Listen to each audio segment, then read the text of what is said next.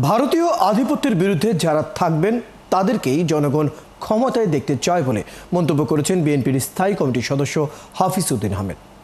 আর অধ্যাপক আনু মোহাম্মদ জানান, পানির হিস্সা নিশ্চিত করতে জাতিসংঘ নদী কনভেনশনে বাংলাদেশকে সই করতে হবে। অন্যদিকে নির্বাচন পেছাতে কয়েকটি দল চেষ্টা করছে বলে অভিযোগ করেছেন বিএনপির স্থায়ী কমিটির সদস্য সেলিমুর রহমান। আরও জানাচ্ছেন মামুন হোসেন।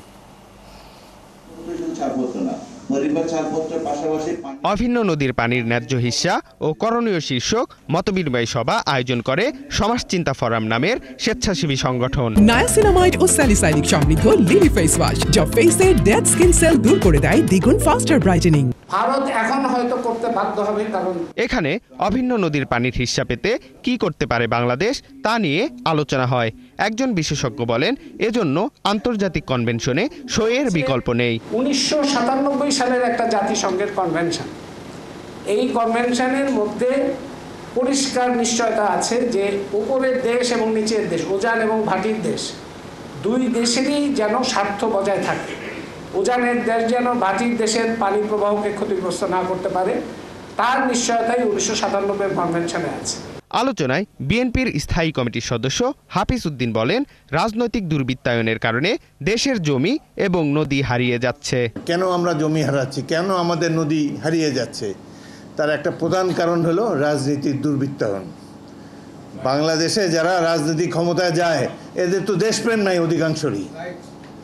তারা বেঁচে আছে খালি এই যে বলে আনু মোহাম্মদ সাহেব নদী চিকন করে কিভাবে জমি বের করা যায়, কিভাবে রিসোর্ট করা যায়, এইসব ধান্দাবাজেরা বাংলাদেশের রাজনীতি চালিয়েছে এত বছর। তিনি আরও বলেন, ভারতীয় আধিপত্যবাদের কারণেই পানির ন্যায্য হিস্সা পাচ্ছে না বাংলাদেশ। এর বিরুদ্ধে যারাই থাকবে তারা রাজনীতিতে সফল হবে।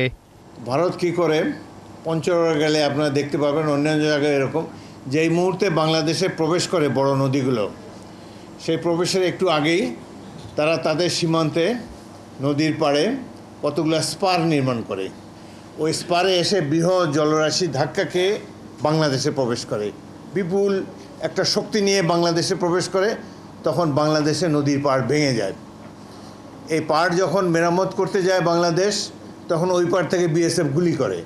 অন্যদিকে আরেক অনুষ্ঠানে বিএনপির অন্যতম নীতি নির্ধারক সেলিমা রহমান অভিযোগ করেন, নির্বাচন নিয়ে এখনো ষড়যন্ত্র হচ্ছে। যে রোডম্যাপ ঘোষণা করা হয়েছে সেই রোডম্যাপেই এখানে বাধা আসবে, অনেক রকম বাধা আসবে। সেই বাধাকে অতিক্রম করবে আমার এই তরুণ প্রজন্ম, তরুণ দল। হঠাৎ করে যারা ক্ষমতা পেয়ে বড় বড় কথা বলছেন তারা বিএনপির 17 বছরের সংগ্রাম দেখেননি বলেও মন্তব্য করেন সেলিমা রহমান। হঠাৎ ক্ষমতার আলোয় উদ্ভাসিত হয়ে আজকে যারা বড় বড় কথা বলছেন, দেখে নাই তারা দীর্ঘ 17 বছরের সংগ্রাম। মামুন হোসাইন, 71, ঢাকা।